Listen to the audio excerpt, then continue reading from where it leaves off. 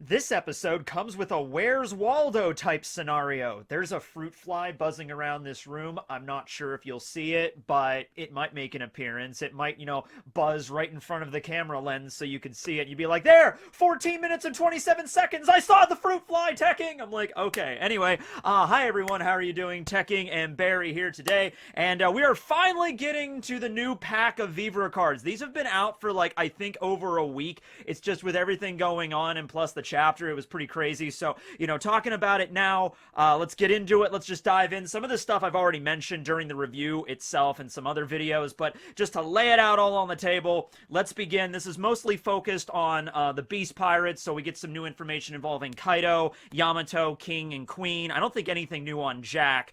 We get, oh, you know what? I'm just gonna open with this because we should have found this information out literally years ago. Scratchman Apoo's devil fruit name. Oto no Mi. There you go. I might as well have just done a YouTube short for that or whatever. It's called the Oto no Mi. There we go. It's that's it. It's the simplest devil fruit name for Apoo because he has the ability to turn his body parts into different instruments, like his teeth into piano keys, or use the drum sound effect for his chest. I think, and this was actually in the manga, but it was just more clear in the anime. He can actually disassemble his hand from his arm, and right where his wrist is, strings come out, so he can make stringed instrument sound effects with that. So I guess there could have been a name for it that was indicative of instruments or something, but no, it's just the Oto no Mi, or the sound fruit. So that's really the only piece of information we get about Apoo in this Vivre card, but we should have learned it a long time ago, so let's just open up with that. But no, moving on to something a little bit more important, we have the boss man of the Beast Pirates himself, Kaido, and that's not a joke. That really is how his name is spelled. Kaido. Kaido's got the will of D. Now this raises a lot of questions, as you can imagine. So the first thing is, I'm messing with you. I'm messing with you. He doesn't have the will of D. It's just Kaido, as always. Okay. But we do find out that Kaido is 59 years old right now, and he is 710 centimeters tall, which is about 23 feet 4 inches. And his favorite food is sake, and he was born in the Grand Line. We could have assumed those last two things. He drinks a lot of sake. He's like, hey, Kaido, what do you want for dinner tonight? Sake! Okay, yeah, you could have sake with your dinner, but what do you want as the actual meal? More sake, right? So, 59 years old. This makes sense because for a while there, we were thinking maybe Kaido and Big Mom were roughly the same age, maybe in their mid to late 60s. Later on, Big Mom does say that she viewed Kaido as her younger brother while they were both on the Rocks crew, and it was also revealed by Sengoku that Kaido was an apprentice pirate for Rocks back in those days, okay? So, 38 years ago, when the God Valley incident happened and the Rocks crew was devastated, and Whitebeard and Big Mom and everybody went out on their own, Wang Ji, there you go, Kaido was 21 years old. So when he first joined, he might have been a teenager, maybe something similar to Marco. Marco was 14, 15 when he was an apprentice pirate for Whitebeard's crew, and maybe even younger because Shanks and Buggy were I think 8 or 9 years old when they first joined up with Roger, right? So Kaido probably spent his formative years traveling with the Rocks crew. They were probably active for well over a decade.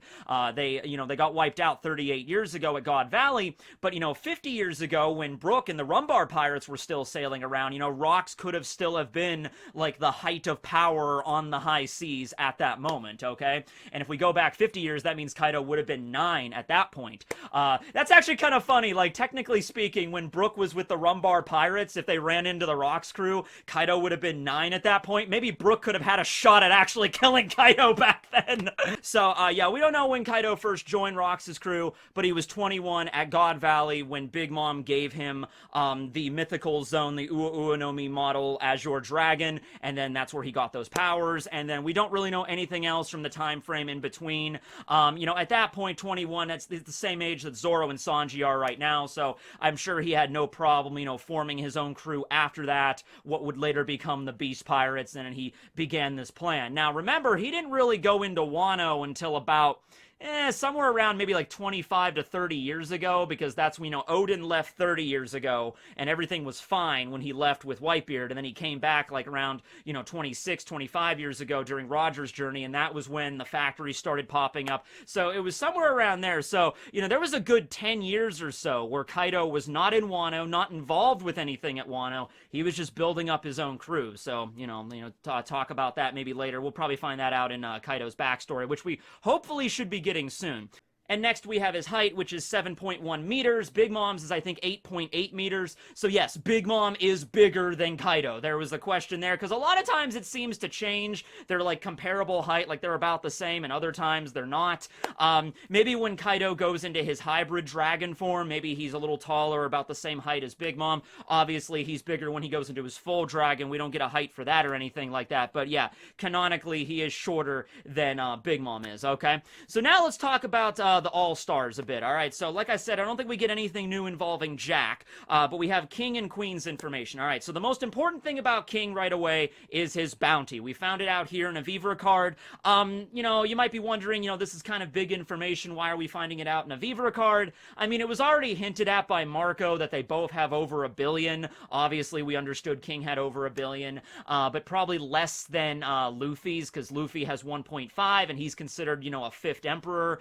Then again, King does, already pledge his loyalty to Kaido, so even if King did have a bounty of like 1.6 billion, he probably wouldn't be called a fifth emperor, because he's already working for, somebody else who is an emperor, right? But no, King's bounty is 1,390,000,000, and compared to Queen's bounty, which is 1,320,000,000, and then Jack is just 1 billion even, okay? So not as high as I thought it was going to be for King, with Queen being at like 1.32, I thought King was going to at least be 1.4 or higher, right? Even if you want to say it was like just south of Luffy's bounty, maybe if King's bounty was like, instead of 1.39, it was 1.49, I'd be like, okay, that makes sense for me. But no, it is only, it's only 70 million higher than Queen's, okay? Also, their heights are remarkably similar. King is 613 centimeters tall, Queen is 612 centimeters tall. So King is just like slightly better than Queen. Maybe that's why they have that kind of rivalry, sort of like back and forth, relationship. Kind of similar to like Zoro and Sanji there. Maybe that's the reason that exists there, because their bounties and their heights are so close. But yeah. Now, a couple of things we did find out about King. The first thing, and we can kind of already assume this, but it is just thrown out there right away, King is referred to as the right-hand man of Kaido of the Beasts, alright? So, because King is the highest rank right below Kaido, we just assume that he was the second in command or the vice captain of the Beast Pirates. But you just never know, but it was explained here. People have thrown out, well, because they're like card suits, so we have like a Jack, a Queen, and a King. Maybe Yamato would have been the ace if Yamato would have like been okay with like Kaido's rules and everything like that, would have properly joined the crew. Yamato would have been the ace, and maybe Yamato would have been the vice captain, but that's not how that went with her. So instead, it's King that is directly below Kaido in terms of authority, you will respect King's authority, right? And so he's got that going for him, and because of that, he was actually present 2 years ago. Remember that moment that was never really addressed after that one moment just offhandedly when Kaido was apparently heading toward Marineford, to stop the, well, not stop the war, but like attack Whitebeard while he was busy attacking, Marineford. And then Shanks showed up and stopped him, and it was just mentioned in whatever. And then Shanks shows up to Marineford pretty much completely unscathed, ready for a fight with the Marines. So it seemed to imply there that, like, Kaido was on his way, Shanks showed up and did something that was so impressive, so powerful, a display of Shanks's might, that the battle ended really without really a battle at all, right? So we're still wondering about what was up with that, and I threw out the idea, maybe it wasn't even that Kaido showed up. Maybe it was just one of, the Tobi Roppo or one of the All-Stars that arrived there, and it just represented Kaido's fleet, right? And then Shanks showed up and they're like, screw this, and then they just left. But no, Kaido was there as well as King. So Kaido and King 2 years ago were on their way to Marineford. Shanks rolled up, said, hey, you're not doing that. I'm going to Marineford. You're staying right there. You're going back to Wano. And they listened. All right, still no explanation there. And since they went out of their way to say that that King was there, maybe Queen was not. So it was just King and then Kaido himself, and then maybe some other really powerful like headliners or whatever. But the rest of the All Stars, maybe some of the Tobi Roppo came along, but it doesn't say so in the card.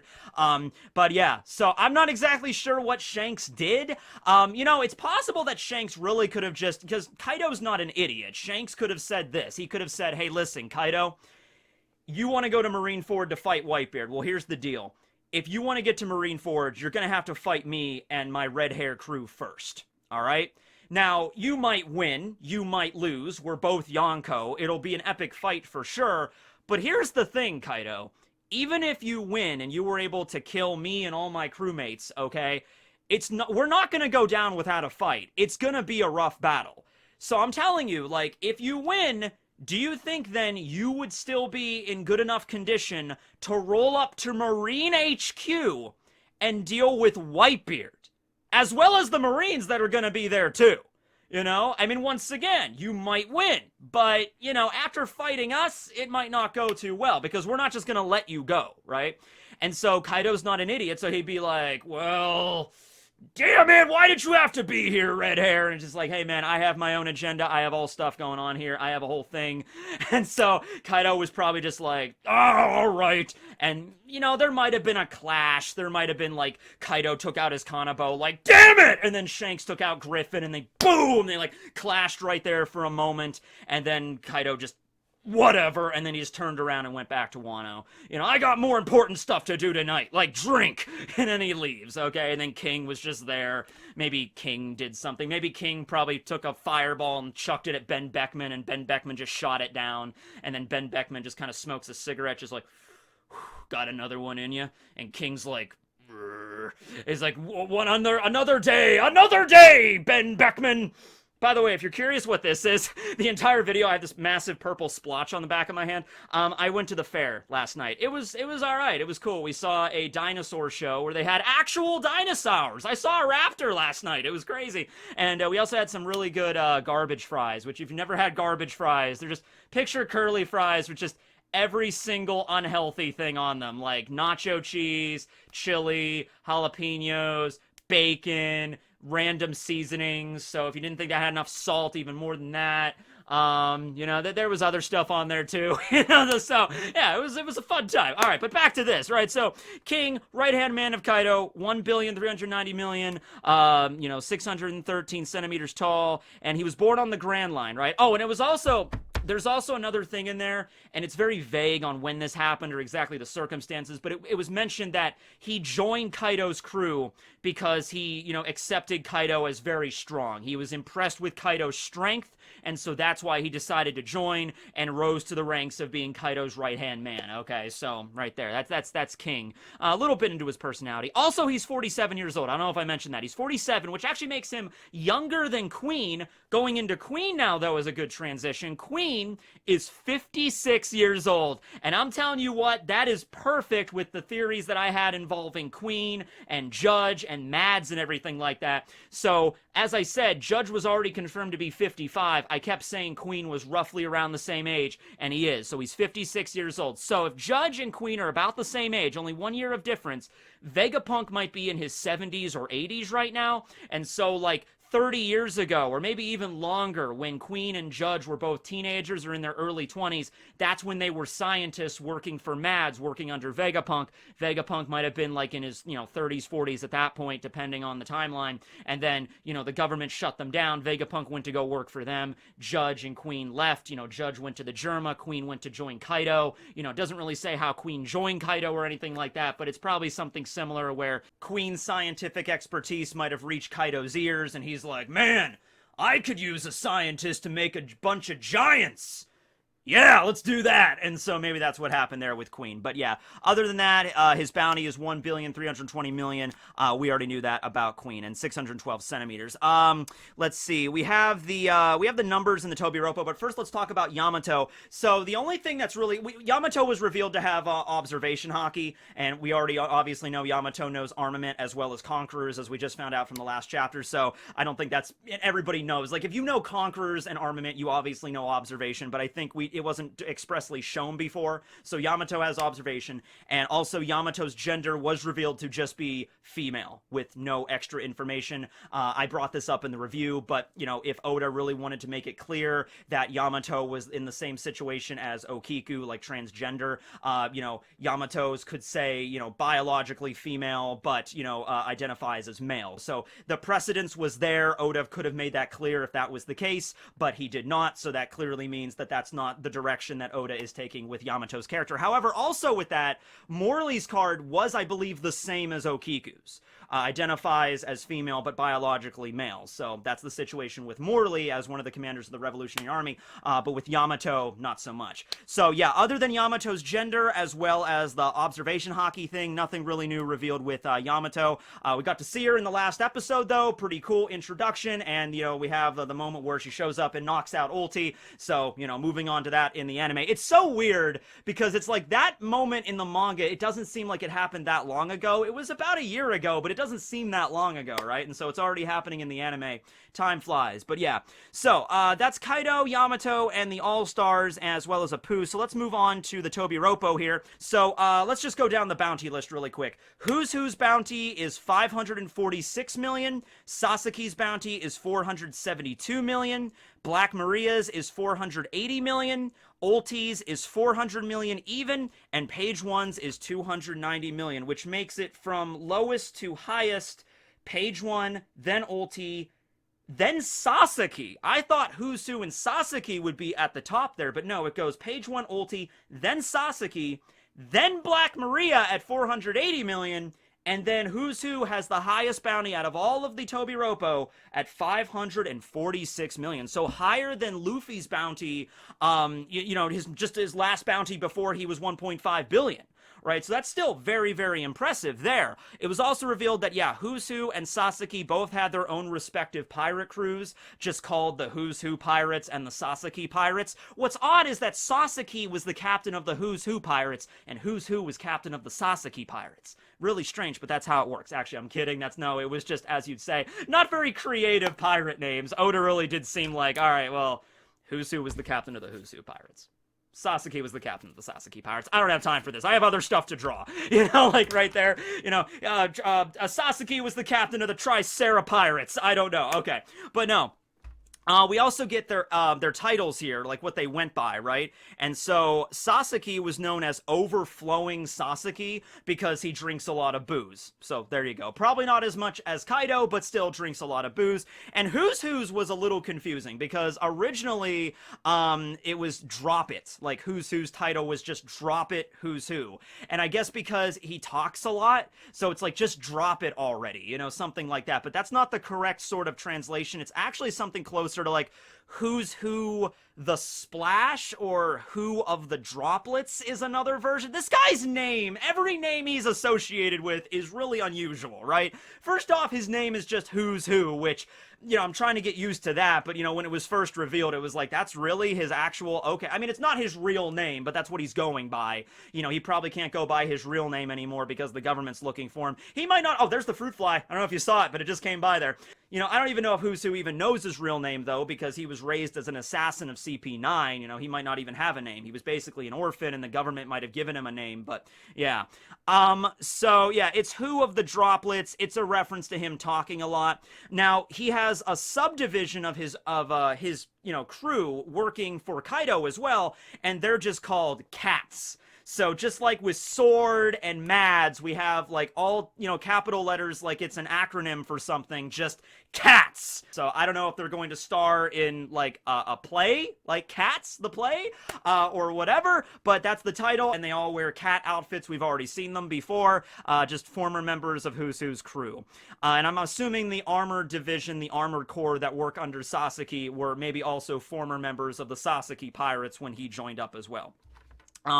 Who's Who was born in the North Blue, which is like kind of the strongest sea. That's where like Doflamingo was and the Germa is and everything. So he was born in the North. Also, his birthday, and I don't usually bring up birthdays because they're not really relevant, except for your birthday. If you were born today on September 7th, happy birthday to you. But as for Who's Who's birthday, it's March 15th, and, you know, That's the Ides of March. That was the date, purportedly that Julius Caesar was assassinated, I believe, in like 44 BC or something like that. And it's typically a day of like unluck, or a day where you have to worry about like being betrayed or whatever. And so the fact that Who's Who was a former member of Cypherpole that was essentially betrayed by the world government, or maybe he betrayed the world government. I'm assuming, he didn't plan on losing the Gomu Gomu no Mi, so the government was like, you're our top assassin, Who's Who. We can always count on you for anything. Guard the Gomu Gomu no Mi. We trust you 100%. He's like, okay. And then he loses it to Shanks, and he's like, hey, guys, I'm sorry. I lost the Gomu Gomu no Mi, but, like, Shanks is the one that attacked me. But, hey, if you give me some more manpower, we can rally together. We can fight back. I know you trust me. I know I'm your top assassin. You lost the Gomu Gomu no Mi in the prison cell with you. And so Who's like, wait, what? I thought I was your top assassin. Wait, what? And just, like, thrown in the cell. So that's the situation there, and maybe that's the reference because he was born on the Ides of March. All right. But yeah, let's see. Sasaki, nothing really crazy with him. Black Maria, it was revealed that, okay, she has the second highest bounty, which kind of leads to some stuff. Also, she was born in Wano. Now, we're getting a little bit of a picture of the backstories of each of the Tobi Roppo, all right? So Who's Who grew up in the North Blue, and he was a member of CP9, probably since he was a little kid, just like Lucci and Jabra, and I think him and Jabra are actually the same age, 38 years old. Then we have Sasaki, which we don't know too much about him, but he did head up his own pirate crew at one point and then merged with, Kaido. Sasaki might have been a member of the Supernovas like a few years back, maybe like 6 or 7 years ago. He was part of the Supernovas that arrived at Sabaody, and he had dreams to take on the New World, but he ended up just joining Kaido. Maybe it was something there with Sasaki. Ulti and Page 1's backstory we found out about in the Vivre cards. Their father died, and their father was a pirate. Kaido knew him, so that's why, he accepted them into the crew. Drake's backstory we already know a little bit. He was raised by Diaz Barrels, also in the North Blue, funnily enough. But then we have Black Maria. Black Maria was born in Wano 29 years ago, and she has the second highest bounty, so that leads to some questions. Also, she's very tall. I don't think it was revealed like she's ancient giant or anything. She might have ancient giant blood in her. Kind of the same situation with Kaido and Yamato as well, with the horns and everything, so possibly. But yeah, this makes me think, because, yeah, she has a bounty, but she was probably raised most of her life in Wano. Unless, like, at the same deal with Jack. Jack, I think, was like 8 years old when he joined Kaido's crew. Might have been a similar situation with Black Maria. At that young age, she joined up as sort of like the apprentice of the Beast Pirates alongside Jack, maybe. And then, so, went out into the world with her own ship and her own fleet, and that's why she has such a high bounty. Also, she's very, very cruel, and because she has a rare ancient zone, the Rosamagalia Gravagelia spider zone on top of that, and the modifications she's taken with the zone, with her drugs and stuff, kind of similar to Chopper's Rumble Ball. I could see why the government maybe views her more dangerous than Sasaki and the other Tobi Roppo, except for Who's Who. Also, she has that illusion ability too, so there's a lot of stuff Black Maria really has going on for her. But also, she's a giant spider lady that can cause illusions and stuff and light things on fire, and so yeah, I could see why she has a pretty high bounty there. But being born in Wano, that's an interesting one. All right, and I think the only thing left to discuss here is well, actually, two things. One is Tenguyama Hitetsu. So when these Vivre cards first came out, it was originally listed, I believe, Tenguyama's age was 56. That was incorrect. They actually had to correct that on Twitter, and it was actually 81. Now, why is this important? Well, it might not be, but obviously Tenguyama looked pretty old. He didn't look like in his 50s. I mean, I know he's wearing the Tengu mask and everything, but he seemed older than that. So no, he's 81, and Tenguyama has the same voice actor as Sukiyaki, Odin's dad. What does this mean? Well, it might not mean anything, but then again, it's like, hey, Matt, you don't think the anime would spoil something so obvious?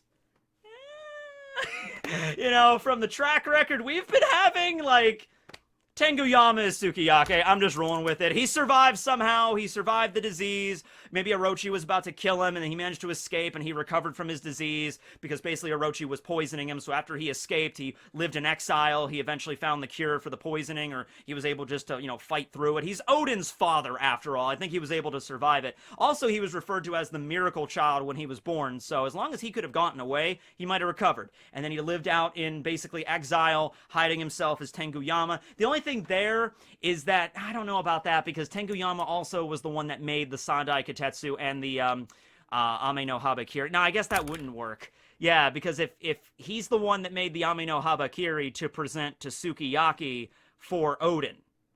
So that wouldn't, okay, I guess that wouldn't work. Damn it. All right, but I did see people saying, like, they share the same voice actor and it's about the same age. So, yeah, I was going to go along with it, but I just realized that. So, no, I'm guessing that Tenguyama, though, was a good friend with Kozaburo because they were both swordsmiths and stuff.